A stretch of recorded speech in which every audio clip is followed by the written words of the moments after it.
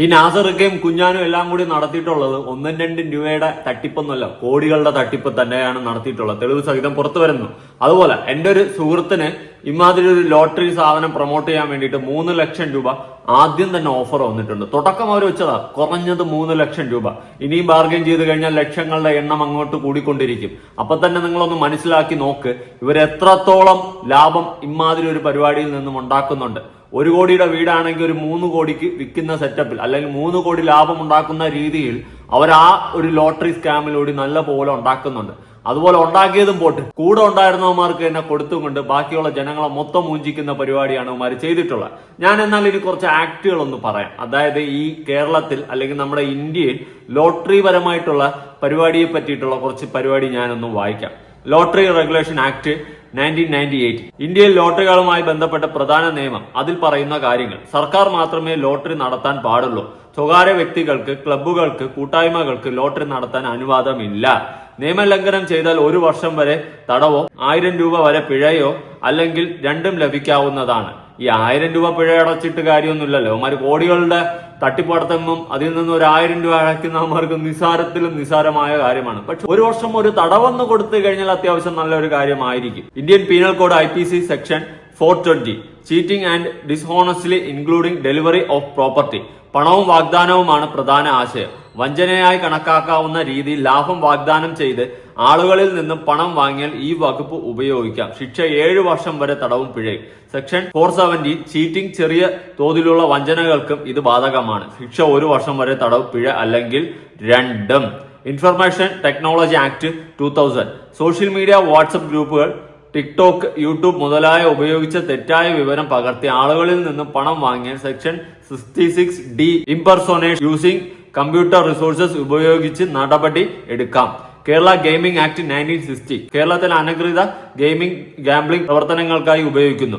അതിന്റെ പരിധിയിൽ സ്വകാര്യ ലോട്ടറി പ്രവർത്തനങ്ങൾ വരാമെന്നും പല കേസുകൾ കോടതിയിൽ നിരീക്ഷിച്ചിട്ടുള്ളതാണ്. അപ്പൊ ഇങ്ങനത്തെ കുറെ പരിപാടികളും കുറെ നിയമവശങ്ങളും ഈ ഒരു വിഷയത്തിലുണ്ട്. അതായത് ചുരുക്കി പറഞ്ഞാൽ ഗവൺമെന്റിന് ലോട്ടറി പരമായിട്ട് എന്തെങ്കിലും നടത്തുന്നതല്ലാണ്ട് വ്യക്തിപരമായിട്ടോ സ്വകാര്യ സ്ഥാപനങ്ങൾക്കോ ഇവിടെ ലോട്ടറി അല്ലെങ്കിൽ ഇങ്ങനത്തെ പരിപാടികൾ നടത്താനുള്ള ഒരു റൈറ്റ്സും ഇല്ല. അതാണ് മനസ്സിലാക്കാൻ സാധിക്കുന്നത്. ഇനി കുഞ്ഞാനിലോട്ട് വരികയാണെങ്കിൽ തീർന്നില്ല. 8600 ടിക്കറ്റ് അല്ലേ വിറ്റത്, 20,000-ൽ കൂടുതൽ വിറ്റിട്ടുണ്ട് എന്ന് പറഞ്ഞിട്ടും കൊണ്ട് ഹൈദർ മധൂർ എന്ന് പറയുന്ന വ്യക്തി തെളിവ് സഹിതം പറയുന്നുണ്ട്. അതായത് ഇവന്മാര് പറഞ്ഞത് 8600 ടിക്കറ്റ് ആണ് വിറ്റത്. ആ കണക്ക് വെച്ച് നോക്കുമ്പോൾ ഒരു 83 ലക്ഷത്തി സംതിങ് ആണ് വരുന്നത്. എന്നാൽ ഇവന്മാര് 20,000 ടിക്കറ്റ് വിറ്റിട്ടുണ്ടെന്നാണ് പുറത്തു വരുന്നത്. ആ സ്ഥിതിക്ക് 2 കോടി രൂപയ്ക്ക് മേളില് ഇവന്മാര് വിറ്റിട്ടുണ്ട്. അല്ലെ? ഇപ്പൊ എന്നാ തട്ടിപ്പാടാ ചങ്കുകളെ നടത്തിയത്. നല്ല രീതിയിൽ കളിക്കുന്നുണ്ടല്ലോ. കൊള്ളാം. ഇനി കാർ അടിച്ചില്ലേ ഒരു വ്യക്തി, കാറ് 2ാം സമ്മാനം കാറും കൊണ്ടുപോയ ഒരു വ്യക്തി, യവന്റെ അളിയനാണ് അവിടെ നിന്ന് ടീഷർട്ട് ഇട്ട് കൊടുത്ത് എത്തി നോക്കിക്കൊണ്ടിരുന്നത്. അതിലോട്ടും വരാം. അതിന്റെ ആ കാറടിച്ച വ്യക്തിയെടുത്ത് ഹൈദർ മധൂർ വിളിച്ചിട്ട് സംസാരിക്കുന്നുണ്ട്. ഇവൻ ബബ്ബ അടിച്ചിട്ട് ലാസ്റ്റ് അയ്യോ എന്റെ ഫോണിൽ 1% ചാർജ് ഉള്ളൂ എന്ന് പറഞ്ഞുകൊണ്ട് കട്ട് ചെയ്യുന്ന ഒരു സംഭവം വരെ ഉണ്ട്. 1% ചാർജോളം എന്തിന് ഫോൺ എടുക്കാൻ പോയത്? എടുത്ത് ഇങ്ങേരാണെന്ന് അറിഞ്ഞപ്പോ കിടന്ന് ഉരുളാൻ തുടങ്ങി. എന്തിന് ഇങ്ങേര് വിളിച്ചിട്ട് വെറും ഹൈദർ എന്ന് പറയുമ്പോൾ ഏത് ഹൈദർ എന്ന് വരെ നിങ്ങൾക്കൊക്കെ മനസ്സിലായിരിക്കുകയാണ് സുഹൃത്തുക്കളെ. നല്ല 1ാം തരം തട്ടിപ്പും വെട്ടിപ്പും ഉടായ്പും ഒരു ടീം അടക്കം പ്ലാൻ ചെയ്ത് നാട്ടുകാരെ മൂഞ്ചിച്ച 1ാം തരം ഫ്രോഡ് പരിപാടി എന്ന് തന്നെയാണ് നമുക്ക് മനസ്സിലാക്കാൻ സാധിക്കുന്നത്. എന്തായാലും 2ാം സമ്മാനമായ കാർ അടിച്ച വ്യക്തിയെ നമുക്കൊന്ന് കാണാം സുഹൃത്തുക്കളെ. അവന്റെ വോയിസുകൾ കേൾക്കാം. ഹലോ, ജാസിർ എവിടെ സ്ഥലം? ഓ, ആരാണ്? ഞാൻ ഹൈദറാണ്. ഹൈദർ കാസർഗോഡ് നിന്നാണ്. എന്താ ജാസിർ എവിടെ സ്ഥലം? ഞാൻ മാനന്തവാടി. ചെറ്റപ്പാലത്താണോ? അതെ അതെ. ഓക്കെ. 2ാം സമ്മാനം ജിമ്മി അടിച്ചത് അസലാണോ? അതെ അതെ. അസല ബാംഗ്ലൂരിൽ നിന്ന് ബാംഗ്ലൂർ ജോലി ഉണ്ടോ? അല്ല, അത് 2 കൂപ്പൺ എടുത്തിട്ടുണ്ടായിരുന്നു. എനിക്ക് അവിടെ കട ഉണ്ടായിരുന്നു. കട ഉണ്ടായിരുന്നോ? എവിടെ? BTM layout. അതെയാ? ഹലോ, പറഞ്ഞോ. അതുകൊണ്ടാണോ ബാംഗ്ലൂരിൽ നിന്ന് കൊടുത്തത്? അതെ, 2 കൂപ്പൺ എടുത്തു. ഒന്ന് മാനന്തവാടി, ഒന്ന് ബാംഗ്ലൂർ. 2 കൊടുത്തു. എന്നിട്ടിപ്പോ ജിമ്മി കിട്ടിയോ? ഇല്ല, ജിമ്മിന് നാളെ അങ്ങോട്ട് ചെല്ലാൻ പറഞ്ഞിട്ട്. തിങ്കളാഴ്ച. വാഹനമായിട്ട് വാങ്ങണോ പൈസ ആയിട്ട് വാങ്ങണോ? എനിക്ക് പൈസ ആയിട്ടാ വേണ്ട. അപ്പൊ അതിന് വാട്സപ്പിൽ ഒരു മെസ്സേജ് ആയിരുന്നു. നോക്കി ഞങ്ങൾ കണ്ടു തോന്നുന്നു. എനിക്ക് റീഡ് ചെയ്ത് തോന്നുന്നു. Hello, 5 minute. എന്റെ ഫോണ് ഓഫാണല്ലോ. ഫോൺ 1% ഉള്ളൂ. ഞാൻ 10 മിനിറ്റ് വിളിക്കാം. ആ പറഞ്ഞോളേ, ഞാൻ ഫോൺ ഓഫ് ആയി പോയി. എന്നിട്ട് അയാളറിയാം നിങ്ങൾക്ക്? ആ എനിക്കറിയാം. ആരാ? ഇതെന്റെ വൈഫിന്റെ ബ്രദറാണ്, ബ്രദർ ആയിരുന്നു. വൈഫിന്റെ ബ്രദർ ആയിരുന്നു? ആ മീൻസ് നിങ്ങൾ വൈഫിനെ ഒഴിവാക്കിയോ? ആ ഇപ്പൊ സെപ്പറേറ്റ് ആണ്. ആ അത് 2 കൊല്ലായി. ആ ഉം. അതേ ഉള്ളൂ, വേറെ ഒന്നുമില്ല. നമ്മുടെ ജിമ്മി സമ്മാനം അടിച്ച സുഹൃത്ത് ആദ്യം ഒന്ന് 1% ചാർജേ ഉള്ളൂ, 5 മിനിറ്റ് കഴിഞ്ഞ് വിളിക്കാം. അതിന്റെ റീസൺ വേറെ ഒന്നുമില്ല. ഒന്ന് പ്ലാൻ ചെയ്യണ്ടേ കള്ളത്തനമൊക്കെ ഇനി എങ്ങനെയെന്ന് ആൾക്കാരെയൊക്കെ വിളിച്ച് ചോദിച്ചിട്ട് അതുപോലെ ഹൈദരക്കടുത്ത് മറുപടി പറയണ്ടേ. അതിനു വേണ്ടിയിട്ടുള്ള ഒരു മുങ്ങലായിരുന്നു എന്നാണ് മനസ്സിലാക്കാൻ സാധിക്കുന്നത്. നല്ല കാര്യം കേട്ടോ. പിന്നെ അതുപോലെ തന്നെ അളിയനാണ് അടുത്ത് നിന്നത്, പഴയ അളിയൻ, ഓൾഡ് അളിയൻ അടുത്തുണ്ടായിരുന്നു. ആ അളിയനാണ് താഴെ കാണിച്ചിട്ടുണ്ടായിരുന്നു. നിങ്ങളൊന്ന് കണ്ടാൽ മതി, അല്ലെങ്കിൽ സൈഡിൽ അളിയനെ ഞാൻ ഒന്നുകൂടി കൊടുക്കും. അളിയനൊന്ന് കണ്ടേക്ക്. അടുത്ത് ഈ ടിക്കറ്റുകൾ ഇത്രയും വിറ്റുപോയതിൽ ഒരുപാട് ആൾക്കാരുണ്ടായിരുന്നു. സ്ട്രോക്ക് വന്നതും അല്ലെങ്കിൽ പല അസുഖങ്ങളായിട്ട് കിടപ്പിലായ വ്യക്തികളടക്കം ജീവിതത്തിൽ എന്തെങ്കിലുമൊക്കെ പ്രതീക്ഷയോടെ ടിക്കറ്റ് എടുത്ത ആൾക്കാരുണ്ട്. അവരെല്ലാം മൂഞ്ചിച്ചുകൊണ്ടാണ് സ്വന്തം ആൾക്കാർക്ക് തന്നെ വീതിച്ചു കൊടുത്തത് സമ്മാനങ്ങൾ. അങ്ങനെ ഒരു വ്യക്തി, ടിക്കറ്റ് എടുത്ത വ്യക്തി പറയുന്ന കേട്ടു നോക്കാം. ഗൾഫിൽ നിന്ന് സ്ട്രോക്ക് വന്നിട്ട് വന്ന ഇപ്പോൾ 5-6 മാസമായി. ഇപ്പോൾ ചികിത്സിക്കുകയാണ്. ഇപ്പോൾ അങ്ങനെ അങ്ങോട്ടും ഇങ്ങോട്ടും പോയതിനെ കുറിച്ച് പ്രയാസമാണ്. സഹായം ഇല്ലാണ്ട് നടക്കാൻ പറ്റില്ല. ഇപ്പം എന്താ ചെയ്യുക സാർ? ഇപ്പോൾ അതിനെന്തൊരു സഹായം കിട്ടുമോ സാർ? പൈസയും പോയി, ചീറ്റിങ് ചെയ്ത് എന്താ ചെയ്യുക? ഇപ്പം അങ്ങോട്ടും ഇങ്ങോട്ടും പോകണമെങ്കിൽ കുറച്ച് നല്ല ഹെൽപ്പ് വേണം. വണ്ടി കയറുന്ന സ്റ്റോക്ക് വന്നുകൊണ്ട്. Sir good afternoon sir. പിന്നെ എൻ്റെ അവസ്ഥ ഇതുകൊണ്ടാണ് സാർ. ഇപ്പോൾ സ്റ്റോക്ക് ഒന്നുമില്ല, ഇവിടെ നടക്കാനോ പോകാനോ പിടിക്കാനൊന്നും ആവില്ല സാർ. ചികിത്സിച്ചുകൊണ്ടിരിക്കുകയാണ്, അതുകൊണ്ടാണ്.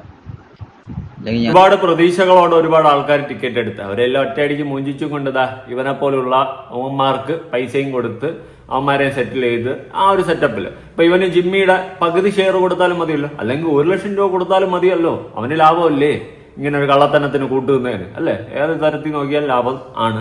പക്ഷെ ഞാൻ ഒരു കാര്യം ഇപ്പോഴും പറയാം, നാട്ടുകാരെ മൊത്തം മൂഞ്ചിച്ചുകൊണ്ട് ഒരുപാട് പേരുടെ കണ്ണുനീരിന് വില പറയേണ്ട ഒരു അവസ്ഥയാണ് നീയൊക്കെ ഉണ്ടാക്കി വെച്ചിട്ടുള്ളത് എന്നാണ് നമുക്ക് മനസ്സിലാക്കാൻ സാധിക്കുന്നത്. ഇതാണ് മറ്റവൻ അളിയെ എത്തി നോക്കിക്കൊണ്ടിരിക്കുകയാണ്. അളിയെ എന്നിട്ട് അവിടെ ചെയ്തിട്ടുള്ള പ്രവൃത്തികൾ കണ്ടു കാണുമല്ലോ. ഫോൺ എടുത്ത് വെച്ചിട്ട് ആദ്യമായിട്ട് ആരെ കാണുന്ന പോലെ വിളിക്കുന്ന പോലെ വിളിച്ച് മറ്റവന്റെ കൊടുക്കുകയാണ്. കുഞ്ഞന്റെ നെഞ്ചത്ത് എല്ലാം കൂടി ഇരിക്കട്ടെ നോക്കി കുഞ്ഞന്റെ കൊടുക്കുകയാണ്. ഇത് മത്തങ്ങ പരിപാടികളാണ് നീയൊക്കെ കാണിച്ചു വെച്ചിരിക്കുന്നത്. അവനൊരിക്കലും അറിഞ്ഞൂടാ, അടിച്ച ആളിനെ അറിയത്തേയില്ല, അറിയാത്തതുപോലെ അഭിനയിച്ച് അവനെ വിളിക്കണം. അളിയനാണ്, പഴയ എക്സ് അളിയനാണ് വിളിച്ചിട്ട് കൈമാറുന്നത്. നല്ല പരിപാടികളല്ലേ നീയൊക്കെ കാണിച്ചത്, നല്ല ഒന്നാം തരം ശുദ്ധ പോക്കൃത്തനം, അല്ലാണ്ട് ഒന്നും പറയാനില്ല. ഇനി ഹൈദരൊക്കെ ഇട്ടിട്ടുള്ളൊരു പോസ്റ്റ് ഞാൻ ഒന്ന് കൊടുക്കാം. ലോട്ടറിയുടെ സൂത്രധാരൻ, എല്ലാത്തിന്റെയും പിന്നിൽ അവൻ, കൊട്ടേഷൻ മുതൽ വീട് റോബറി വരെ എന്ന് പറഞ്ഞിട്ടും കൊടുത്തിട്ടുണ്ട്. അവനൊന്നും പോലും എനിക്കറിയത്തില്ല. ഇനി നമ്മുടെ നാസർക്കയുടെ മകനും കുഞ്ഞാനും തമ്മിലുള്ള ഒരു ബന്ധം നമുക്കൊന്ന് കാണണ്ടേ, കണ്ടിട്ട് വരാം.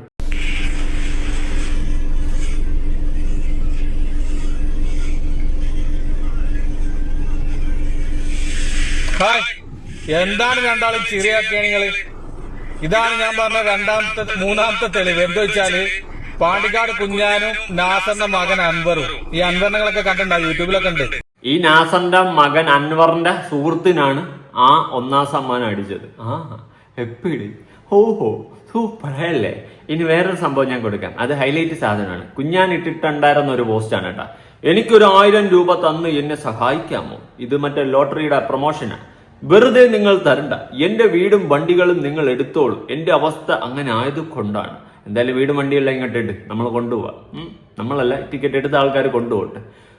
കുഞ്ഞാനെ നല്ല കളി കളിച്ചിട്ടുണ്ടായിരുന്നു. എന്തായാലും കാതർക്ക ഉണ്ടല്ലോ, പബ്ലിക് കേരള കാദർ കരിപ്പൊടി, അങ്ങേരും ഇതുപോലത്തെ ഒരു ലോട്ടറി പരിപാടി നടത്തുന്നുണ്ട്. അങ്ങേര് ലോട്ടറി പരിപാടി നടത്തുന്നത് കൊണ്ട് തന്നെ ഈ കുഞ്ഞാന്റെ വിഷയവുമായി ബന്ധപ്പെട്ട് അങ്ങേര് കുറച്ച് കാര്യങ്ങൾ പറയുന്നുണ്ട്. പക്ഷെ ഞാൻ ഇപ്പോഴും പറയുന്നുണ്ട്, നമ്മുടെ സ്ഥലത്ത്, നമ്മുടെ രാജ്യത്ത് അല്ലെങ്കിൽ നമ്മുടെ സംസ്ഥാനത്ത് ഇല്ലീഗൽ പരിപാടിയാണ് ഈ പരിപാടി. ആ പരിപാടി നടത്താൻ പാടില്ല തന്നെയാണ്. അതിനിപ്പോ ഏതൊക്കെ രീതിയിൽ വന്നിരുന്ന് ന്യായീകരിച്ചു കഴിഞ്ഞാലും എനിക്കത് അക്സെപ്റ്റ് ചെയ്യാൻ പറ്റത്തില്ല. നടത്താൻ പാടില്ലാത്തത് നടത്താൻ പാടില്ല എന്ന് തന്നെയാണ്. പാണ്ടിക്കാട് കുഞ്ഞനും നാസറും ഇതിലെ വിജയിയായിട്ടുള്ള സാപ്പിയും അടങ്ങുന്ന സംഘത്തിന്റെ ഈ ലക്കി ഡ്രോ തട്ടിപ്പാണോ എന്ന് ചോദിച്ചാൽ പോലും അതൊരു വലിയ കോമഡിയായി പോകും.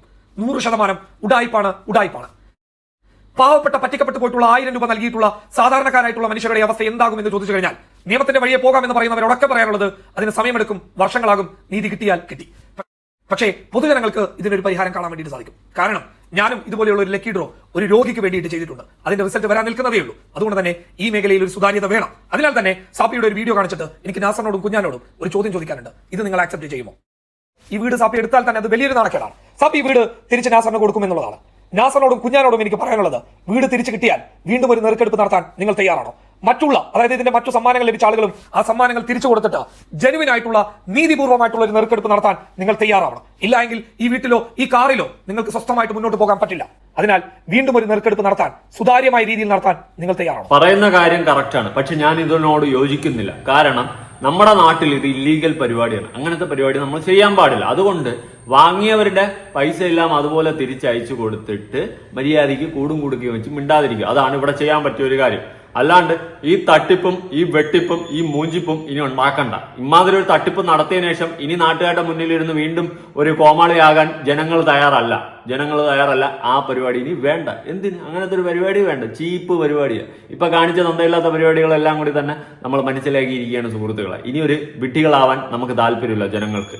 എന്തായാലും നല്ല ഒന്നാം തരം മൂഞ്ചിപ്പിച്ചിട്ട് അടിപൊളിയായിട്ട് ഇരിക്കുന്നുണ്ട്. ഈ വാങ്ങിയ പൈസ എല്ലാം തിരിച്ചു കൊടുത്തിട്ട് ഈ ലോട്ടറിയും വേണ്ട, ഒരു കിടുതാപ്പും വേണ്ട, എല്ലാം നിർത്തി പൊക്കോണമെന്നാണ് എനിക്ക് പറയാനുള്ളത്. അല്ലാണ്ട് ഇനി ഒരു നറുക്കെടുപ്പ് അത് വേണ്ട. അതിന്റെ ആവശ്യമൊന്നുമില്ല. ഇപ്പോ എല്ലാവരും നറുക്കെടുപ്പ് എടുക്കുന്നതിന് ഒരു കാരണമുണ്ട്. ഏത്? ഇന്ന കടത്തിൽ കയറി നിൽക്കുന്ന ആളെ സഹായിക്കാൻ വേണ്ടിയിട്ടാണ് ഈ ലോട്ടറി തട്ടിപ്പെന്ന്. ഏത്? അതിന്റെ ആവശ്യമൊന്നുമില്ല. അതുകൊണ്ട് ഈ തട്ടിപ്പും വേണ്ട, മൂഞ്ചിപ്പും വേണ്ട. വാങ്ങിയ പൈസ എല്ലാം തിരിച്ചു കൊടുത്തിട്ട് ഈ വീട് വിൽക്കുക എന്താന്ന് വെച്ചാൽ നിങ്ങളങ്ങ് ചെയ്യും. അതാണ് എനിക്കും പറയാനുള്ളത്. ജിമ്മിയും കിമ്മിയും ഒക്കെ ആയിട്ട് അങ്ങ് ഇരിക്കുകയാണ് നാട്ടുകാരെ മൂഞ്ചിക്കാനായിട്ട്. കോടികൾ ഉണ്ടാക്കി വെച്ചിട്ട് പിച്ച പോലെ ഇട്ട് കൊടുക്കുന്നു. ആ ഇട്ട് കൊടുക്കുന്നത് നേരെ ഇട്ട് കൊടുക്കില്ല. അവന്റെ ആൾക്കാർക്ക് തന്നെ അങ്ങ് കൊടുത്ത് ഒന്നാം തരം പരിപാടിയാണ് കാണിച്ചുകൊണ്ടിരിക്കുന്നത്. ഇവന്റെയൊക്കെ ആദ്യത്തെ ഒരു സമയം ഈ സംഭവം ലോട്ടറി പ്രൊമോഷൻ ഉണ്ടായിരുന്നല്ലോ, ആ സമയത്തുള്ള പ്രൊമോഷനും ആ സമയത്ത് ഉണ്ടായിരുന്ന ചർച്ചയൊക്കെ നമുക്കൊന്ന് കണ്ടുനോക്കാം.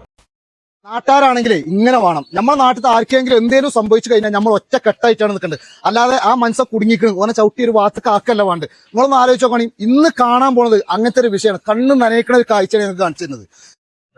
ഈ 3 ടിക്കറ്റിൽ അടിച്ചാൽ ഇത് നാസർ തന്നെ. അതല്ലാതെ അല്ല, 3 ടിക്കറ്റ് എന്റെ മക്കളെ കൊണ്ട് ഞാൻ കഴിഞ്ഞ ടിക്കറ്റ് ഞാൻ എടുപ്പിക്കും, ഗ്രൂപ്പ് ഞാൻ എടുപ്പിക്കും. ഇതുപോലെ നമ്മുടെ നാട്ടുകാരെല്ലാവരും മനക്കെട്ടിട്ട് നല്ല സന്തോഷത്തോടെ ഇതെടുത്തിട്ട് നാസർ ചാനൽ രക്ഷപ്പെടുത്തണം. നാസർ ചാനൽ ബേജാറ് നമ്മക്കുണ്ട്. മനസ്സ് വിങ്ങിങ്ങാണ്ടാണ് ഒരു അയൽവാസിയായ ഒരു സുഹൃത്തായ ഒരാൾ പറഞ്ഞിട്ടോ. അതായത് നാസർക്ക് ഈ വീട് വെക്കാനുള്ള കാരണം, ഇതൊരു മൂപ്പര് ദുബായിൽ ഒരു 5-6 മാസം മുമ്പ് ബിസിനസ്സിന് പോയി. അപ്പൊ മൂപ്പറാടുന്ന് കുറച്ചാൾ കൂടി പറ്റിച്ച്, വലിയൊരു അമ്മണ്ട പറ്റിച്ച. അപ്പൊ മൂപ്പര് ഈ വീട് വെക്കാണ്ട കാരണം, ഒരാളുടെ സ്ഥിതി എന്ന് പറഞ്ഞു കഴിഞ്ഞാല് ഇത്രയും വലിയൊരു വിഷമത്തിലുള്ള സമയത്ത് എങ്ങനെയുള്ള വീട് വെക്കാനുള്ള ഒരു മനസ്സ് വരുള്ളൂ. ഇപ്പൊ നമ്മളെ ഇസ്ലാമിൽ തന്നെ പറയുന്നുണ്ട്, ഒരു മനുഷ്യൻ, ഭാര്യ, ഒരു വണ്ടി, ഒരു വീട്, അതാണ് ഏറ്റവും ആവശ്യമുള്ളത്. അതിലുള്ള ഒരു വീട് കൊടുക്കാന്ന് വെച്ച് കഴിഞ്ഞാൽ അവരുടെ സ്ഥിതി ഏടം വരെ എത്തിയിട്ടുണ്ടാവും. പക്ഷെ അങ്ങ് എത്തിയിട്ടുണ്ടാവും. അതുകൊണ്ടാണല്ലോ സ്വന്തം വീടും സ്വന്തം വാഹനങ്ങളൊക്കെ നിങ്ങൾക്ക് തരുന്നത്. എല്ലാവരും പൊരുത്തപ്പെട്ട് ഓരോ കൂപ്പനും കൊടുത്തിയാണ് സഹായിക്കാം. കാരണം കുഞ്ഞാനി പറഞ്ഞ പോലെ വീട് ഇങ്ങനെ കൊടുക്കാൻ തീരുമാനിച്ചിട്ടുണ്ട്. പിന്നെ എൻ്റെ നാട്ടുകാരെ എല്ലാവരും സമ്മതത്തോടു കൂടി ഞാൻ ഇൻഷാല്ല 1.5 മാസത്തേക്ക് നീട്ടിയിട്ടുണ്ട്. മെയ് 25-ാം തീയതി ഏതായാലും അതായാലും എടുക്കും തന്നെ. അതിൻ്റെ ഉള്ളിൽ നിങ്ങൾ ഇത് ലാസ്റ്റ് ആണോ എന്ന് കരുതി നിൽക്കരുത്.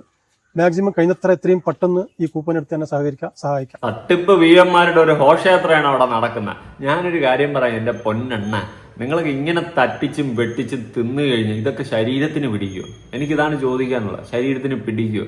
ഇങ്ങനെ നാട്ടുകാരെ മുഞ്ചിക്കാൻ നിൽക്കരുത്. വളരെ പരിതാപകരമായ ഒരു അവസ്ഥയാണ്.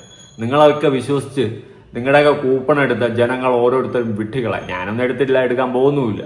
അല്ലാണ്ട് കുറെ പേരെ നിങ്ങളൊക്കെ വിശ്വസിച്ച് വന്ന് എടുത്തിട്ടുണ്ട്. അവരെല്ലാവരും മൂഞ്ചിയിട്ടുണ്ട്. കുഞ്ഞാനെ ഒരിക്കലും പ്രതീക്ഷയില്ല ഇങ്ങനത്തെ ഒരു മൂഞ്ചിയ പരിപാടി നിങ്ങളുടെ ഭാഗത്ത് നിന്ന്. അതല്ല, കൊള്ളാം. നല്ല ഒന്നാം തരം റോഡ് പരിപാടികളിലൊക്കെ അടിപൊളിയായിട്ട് മുന്നോട്ട് പോകുന്നുണ്ട് സുഹൃത്തുക്കളെ. പിന്നെ മതപരമായിട്ട് പറയുകയാണെങ്കിൽ, നിങ്ങൾ ഇസ്ലാം മതം പറയുന്ന എല്ലാം അനുസരിച്ച് എല്ലാം ഫോളോ ചെയ്ത് പോകുന്ന വ്യക്തികളാണെന്നുള്ള രീതിയിൽ സംസാരിക്കുന്നുണ്ടല്ലോ. നിങ്ങളുടെയൊക്കെ കമന്റ് ബോക്സുകളിൽ തന്നെ പറയുന്നുണ്ട് ഇമാതിരി പരിപാടി, ഈ ലോട്ടറി പോലത്തെ പരിപാടികൾ നിങ്ങൾക്ക് ഹറാമാണെന്നുള്ളൊരു കാര്യം നിങ്ങളുടെ കമന്റ് ബോക്സിൽ ആളുകൾ പറയുന്നുണ്ട്. എവിടെ? ഇതിനൊന്നും എക്സ്പ്ലനേഷൻ ഇല്ലേ? മതപരമായിട്ട് എല്ലാം ഫോളോ അപ്പ് ചെയ്തു പോകുന്ന വ്യക്തികളാണെന്നുള്ള രീതിയിൽ നിന്ന് സംസാരിക്കുന്നുണ്ടല്ലോ. എന്താ ഇങ്ങനത്തെ പരിപാടിയൊന്നും ഹറാമല്ലേ? അതുകൊണ്ട് തട്ടിപ്പും വെട്ടിപ്പും നടത്തുമ്പോൾ ആഹാ, ബാക്കി അല്ലാത്ത സമയത്ത് ഓഹോ ഈ സെറ്റപ്പ് വേണ്ട. എൻ്റെ പൊന്നെണ്ണന്മാരെ നല്ല ഒന്നാം തരം മൂഞ്ചിയ പരിപാടിയാണ് കാണിച്ചിട്ടുള്ളത്. കുറച്ചെങ്കിലും അന്തസ്സും ഉളുപ്പും ഉണ്ടെങ്കിൽ ആ പിരിച്ച പൈസ ഓരോ ജനങ്ങൾക്കും ഒന്ന് തിരിച്ചു കൊടുക്കും. എന്നിട്ട് വീടും തൻ്റെയൊക്കെ ജിമ്മിയും കുമ്മിയൊക്കെ ആയിട്ട് സ്വന്തമായിട്ട് വെച്ചോണ്ടിരി. ഇങ്ങനെ നാട്ടുകാരെ മൂഞ്ചിച്ച് ജീവിക്കാണ്ട്. എനിക്കിതേ പറയാനുള്ളത്. നിങ്ങളുടെ അഭിപ്രായങ്ങളും കാര്യങ്ങളും ഉറപ്പായിട്ട് താഴെ കമന്റ്. പുതിയൊരു വീഡിയോ ആയിട്ടാണ്. ബൈ.